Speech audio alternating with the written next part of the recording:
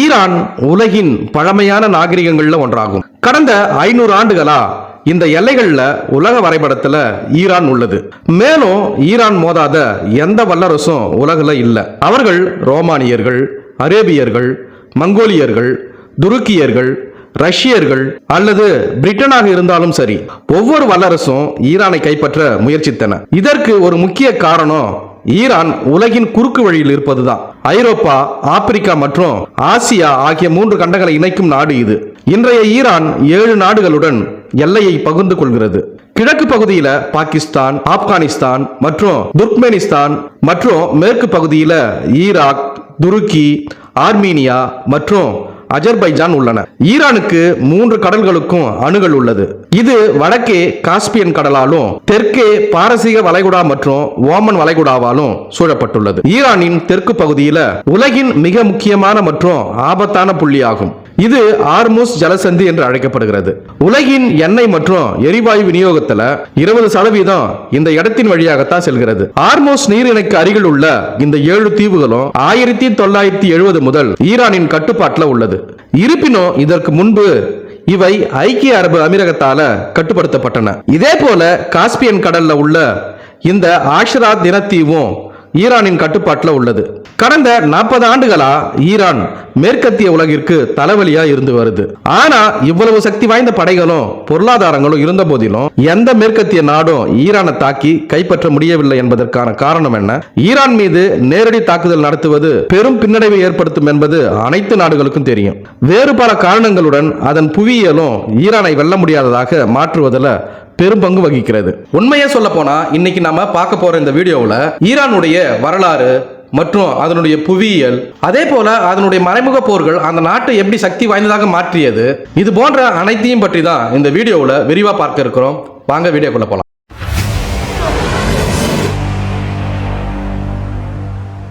முதல்ல ஈரானின் புவியியலை புரிந்து கொள்வோம். ஈரானின் தெற்கு மற்றும் மேற்கு பகுதியில் ஜாக்ரோஸ் மலைத்தொடர் உள்ளது. ஈரானின் கடற்கரையிலிருந்து ஈராக் மற்றும் துருக்கி வர பரவியுள்ள இந்த மலைத்தொடர் ஈரானுக்கு மிகப்பெரிய இயற்கை பாதுகாப்பு வழங்குது. இந்த முழு பகுதியும் மிகவும் பாறையானது. அதை கடப்பது மிகவும் கடினம். இந்த மலைகள்ல ஈரானுக்கு ஒரு நன்மை உள்ளது. 1980 ஈராக் ஈரானை தாக்கிய போது முதல்ல இங்குள்ள எண்ணெய் வளம் நிறைந்த மாகாணமான குஜஸ்தானை கைப்பற்றுவதும் பின்னர் ஈரானின் மற்ற நகரங்களை இங்கிருந்து கைப்பற்றி ஈரானிய புரட்சியை நசுக்குவதும் இதன் திட்டமாக இருந்தது. ஏன்னா ஈரானிய புரட்சியின் செல்வாக்கு அரேபியாவின் பிற பகுதிகளுக்கு பரவக்கூடாது என்று அனைத்து அரபு நாடுகளும் அஞ்சின. ஆனா ஈராக் படைகளால 2 ஆண்டுகள்ல மட்டுமே இங்கு குஜிஸ்தானை அடைய முடிந்தது. ஜாக்ரோஸ் மலைகளை கடந்து ஈரானை கைப்பற்ற அவர்கள் மிகவும் கடினமாக முயன்றாங்க. ஆனா அவர்கள் வெற்றி பெறவே இல்லை. பின்னர் இறுதியாக ஈரான் ஈராக் படைகளை பின்னுக்கு தள்ளி ஈராக்குள்ள நுழைந்தது. ஆனா இங்கே ஈராக்கிய ராணுவம் அதன் நகரங்களிலிருந்து பொருட்களை எளிதில் பெற்று வந்தாலும் ஈரானிய ராணுவத்திற்கு பொருட்களை வழங்குவது மிகவும் கடினமாக இருந்தது என்ற பிரச்சனையும் ஈரான் எதிர்கொண்டது. ஏன்னா ஈரானின் அனைத்து பெரிய கிடங்குகளும் நகரங்களும் ஜாக்ரோஸ் மலைத்தொடரின் மறுபுறத்தில் இருந்தன. இதனாலதான் 8 ஆண்டுகளுக்கு பிறகு இந்த போர் எந்த பலனுமே இல்லாம முடிந்தது. இரு நாடுகளுக்கும் இடையிலான எல்லை ஒரு அங்குலம் கூட மாறவே இல்லை. இதே போல ஈரானின் வடக்கு பகுதியில் காஸ்பியன் கடலுடன் அல்போஸ் மலைத்தொடர் உள்ளது. இது வடக்கு பக்கத்திலிருந்து பாதுகாப்பு வழங்குகிறது. இந்த மலைகள் ஈரானுக்கு இயற்கை பாதுகாப்பு வழங்குவதோடு மட்டுமல்லாம ஏராளமான வளங்களையும் வழங்குகின்றன. இந்த 2 மலைத்தொடர்களிலும் யுரேனியம், வெள்ளி, தங்கம் மற்றும் துத்தநாகம் நிறைந்துள்ளன. ஈரான்ல உலகின் மிகப்பெரிய துத்தநாக இருப்பு உள்ளது. இதே போல் 20ஆம் நூற்றாண்டு ஈரானின் இந்த புவியியலுக்கு 4 நிலவுகளை கொடுத்தது. இங்கு பாரசீக வளைகுடா அருகே மிகப்பெரிய எண்ணெய் மற்றும் எரிவாயு இருப்புகள் கண்டுபிடிக்கப்பட்டன. ஈரான் தற்போது உலகின் எண்ணெய் இருப்புகள்ல 10% மற்றும் உலகின் இயற்கை எரிவாயு இருப்புகள்ல 15% வைத்திருக்கிறது. ஈரானுக்கு பாதுகாப்பு அளிக்கும் மற்றொரு விஷயம் என்னன்னா 2500 கிலோமீட்டர் நீளமுள்ள இந்த கடற்கரை 2 கடல்களுக்கு இடையில பிரிக்கப்பட்டுள்ளது. ஈரானின் மிகப்பெரிய துறைமுகமான பண்டார் அப்பாஸ் உலகின் மிகப்பெரிய மூச்சு திணறல் புள்ளியான ஆர்முஸ் ஜலசந்தியில இருந்து வெறும் 70 கிலோமீட்டர் தொலைவில் உள்ளது.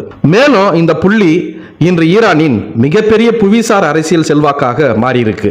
ஈரான் தனது கடற்படை மூலம் இந்த புள்ளியை தடுத்தா முழு உலகின் பொருளாதாரமும் சரிந்துவிடும். ஏன்னா உலகின் எரிசக்தி விநியோகத்துல 15% இங்கு ஆசியா மற்றும் ஐரோப்பாவிற்கு செல்கிறது. இப்போது யாராவது இருந்தால் நீங்கள் கடற்கரையையும் இந்த 2 மலைத்தொடர்களையும் கடந்து ஈரானுக்குள் வந்தா இங்குள்ள இரண்டாவது பெரிய தடை தஷ்தி, லூத் மற்றும் கவிர் பாலைவனம் ஆகும். லோத்தின் பாலைவனம் பூமியின் வெப்பமான இடம் என்று அழைக்கப்படுகிறது. ஏன்னா 2005ஆம் ஆண்டுல 70 டிகிரி வெப்பநிலை இங்கு பதிவு செய்யப்பட்டிருக்கு. இந்த கடினமான மற்றும் அசாதாரண புவியியல் காரணமா ஈரானை கைப்பற்றுவது கிட்டத்தட்ட சாத்தியமற்றது. ஆனா இன்றைய தேதியில ஈரானை மிகவும் சக்தி வாய்ந்ததாக மாற்றும் மற்றொரு விஷயம் அதன் புவிசார் அரசியல் உத்தி. முதலாவதாக ஈரானின் மக்கள் தொகையை பார்த்தா அதன் மக்கள் தொகை சுமார் 90 மில்லியன் ஆகும். இதுல 95% ஷியா முஸ்லிம்கள். ஈரான்ல 62% பேர் பாரசீகர்கள், 16% பேர் அசேரியர்கள், 10% பேர் குர்தியர்கள் மற்றும் மீதமுள்ள 12% பேர் பலூச், லூர், அரபு மற்றும் துருக்கியர்கள் ஆவார்கள். இப்போது 1979ஆம் ஆண்டின் ஷியா புரட்சிக்கு முன்பு ஈரான் ஒரு தாராளவாத நாடாக இருந்திருக்கு. அமெரிக்காவும் இந்த நாட்டில் மிகவும் வலுவான கூட்டாளியாக இருந்திருக்கிறாங்க. அந்த நேரத்தில் கூட அமெரிக்கா ஈரானுக்கு ராணுவ ஜெட் விமானங்களை வழங்கியிருக்கு. ஆனா இமாம் கோமெய்னி வந்த பிறகு இங்கு அனைத்து இயக்கவியலும் மாறியது.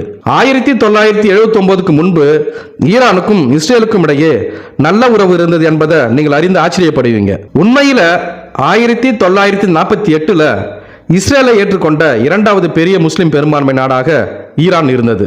ஆனா இமாம் கோமெய்னி வந்தவுடன் பாலஸ்தீனியர்களுக்கு ஆதரவாக குரல் எழுப்பினார். இனிமே இஸ்ரேல் தான் ஈரானின் முதல் எதிரி என்று இஸ்ரேல் அறிவித்தது. இஸ்ரேலுடனான அனைத்து ராஜதந்திர உறவுகளையும் தெஹ்ரான் துண்டித்துள்ளது. இஸ்ரேலுக்கான அனைத்து விமானங்களும் ரத்து செய்யப்பட்டன மற்றும் தெஹ்ரானில் உள்ள இஸ்ரேலிய தூதரகம் பாலஸ்தீனிய தூதரகம் மாற்றப்பட்டது. இதன் முதல் விளைவு என்னவென்றால் இஸ்ரேலுடன் அமெரிக்காவுடனான ஈரானின் உறவுகளும் மோசமடைய தொடங்கின. ஆனா இந்த உறவின் தவறு இஸ்ரேலுக்கும் அமெரிக்காவுக்கும் மட்டுமல்லாம ஈரானை சுற்றியுள்ள அனைத்து அரபு நாடுகளுக்கும் ஷியா புரட்சிக்கு பிறகு விழிப்புடன் இருந்தன. ஈரானின் சித்தாந்தம் இங்குள்ள அரபு நாடுகளை அடையாது என்று அவர்கள் அனைவரும் பயந்தனர். இதன் விளைவாகத்தான் இந்த அரபு நாடுகள் அனைத்திலும் ஒரு முடியாட்சி இருந்ததால அவர்களின் ராஜ்யங்கள் நிறைய பாதிக்கப்படலாம். 1980ல் இந்த அரபு நாடுகள் அனைத்தும் சேர்ந்து ஈரானை தாக்க சதாம் ஹுசேனுக்கு ஆதரவளித்தன. இங்குதான் ஈரான் உயிர் வாழ வேண்டுமானால் அது தனது சித்தாந்தத்தை மற்ற நாடுகளுக்கு வெளியே பரப்ப வேண்டும் என்பதையும் புரிந்து கொண்டது. ஏன்னா அவருக்கும் அவரது மிகப்பெரிய எதிரி இஸ்ரேலுக்கும் இடையில இந்த அரபு நாடுகள் அனைத்தும் அவருக்கு எதிராக வலுவாக உள்ளன. அதனால தான் அவர் இஸ்ரேலில் இருந்து வெகு தொலைவில் இருந்தாலும் இஸ்ரேலை அச்சுறுத்தும் வகையில ஏதாவது செய்ய வேண்டும். அங்குதான் ஈரான் இஸ்ரேலுக்கு எதிரான அல்லது சியோனிசத்திற்கு எதிரான அனைத்து குழுக்களையும் ஆதரிக்க தொடங்கிச்சு. பாலஸ்தீனத்துல ஹமாஸ், லெபனான்ல ஹிஸ்புல்லா, சிரியாவில் பாத்தோமியின் படைப்பிரிவு, ஈராக்ல அல்பக்தர் மற்றும் ஏமனின் அவுத்தி போன்றவர்கள் இருக்கிறாங்க. இந்த வலையமைப்பு எதிர்ப்பின் அச்சு என்று அழைக்கப்படுகிறது. மேலும் இந்த வலையமைப்பு மூலம் ஈரானுக்கு எதிராக எந்த ஒரு நடவடிக்கையும் எடுப்பதற்கு முன்பு 1000 முறை சிந்திக்குமாறு ஈரான் இஸ்ரேலுக்கும் அரபு நாடுகளுக்கும் அழுத்தம் கொடுக்கிறது. அதனாலதான் இஸ்ரேல் காசாவில் குண்டு வீச்ச தொடங்கியது. இங்கே லெபனான்ல இருந்து ஹிஸ்புல்லா இஸ்ரேல் மீது ஏவுகணைகளை வீசியது. அதே போல ஏமன் அவுத்தி செங்கடல் வழியாக செல்லும் இஸ்ரேலிய மற்றும் அமெரிக்க கப்பல்களை ட்ரோன்களால குறிவைக்க தொடங்கியது. ஈரானின் இந்த மறைமுக போர் மூலாபாயம் அதை மிகவும் ஆபத்தானதாக மாற்றியுள்ளது. இப்போது போர் மூலாபாயத்தை பொறுத்தவரை ஈரானின் ட்ரோன் தொழில்நுட்பத்தை குறிப்பிடுவது மிகவும் முக்கியம். ஜனவரி 2024 அவுத்திகள் இங்கு செல்லும் கொள்கலன்கள் மீது அடிக்கடி ட்ரோன் தாக்குதலை நடத்திய போது பிரான்ஸ் $1 மில்லியன் மதிப்புள்ள ஆஸ்ட்ரல் 15 ஏவுகணைய ஏமனின் சகித் ட்ரோனை சுட்டு வீழ்த்த பயன்படுத்தியது. ஏமன் ட்ரோனின் விலை வெறும் $20,000 மட்டுமே.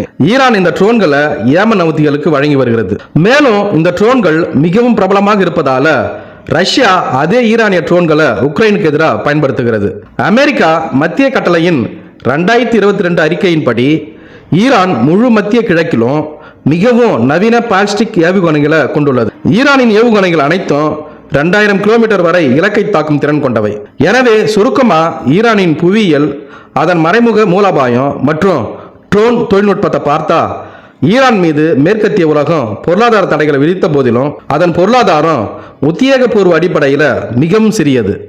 ஈரான் அதன் திறன் குறித்து நிறைய நிச்சயமற்ற தன்மைகளை கொண்ட ஒரு நாடாக வருகிறது. அது அதன் அணுசக்தி திட்டமாக இருந்தாலும் சரி, பிராக்சி நெட்வொர்க்குகளின் நிதியுதவி அல்லது ஏவுகணை தொழில்நுட்பமாக இருந்தாலும் சரி, ஈரானை பற்றி பல சாம்பல் பகுதிகள் உள்ளன. இதன் காரணமாகத்தான் மேற்கத்திய நாடுகள் அதை நேரடியாக தாக்க தயங்குகின்றன.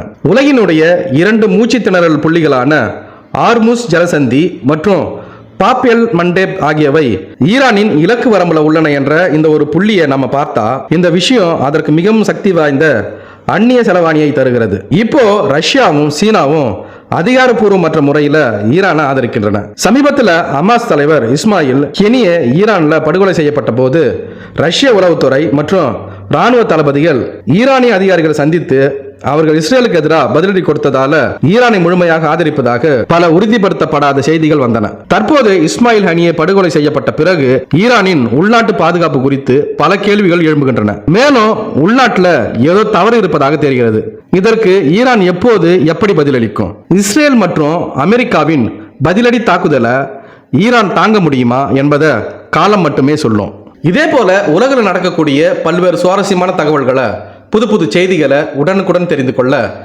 எங்களுடைய தமிழ் களஞ்சியம் சேனலை பின்தொடருங்க. மேலும் இது போன்ற பல்வேறு சுவாரஸ்யமான தகவல்களை அடுத்த காணொளி மூலம் விரிவாக பார்க்கலாம். நன்றி.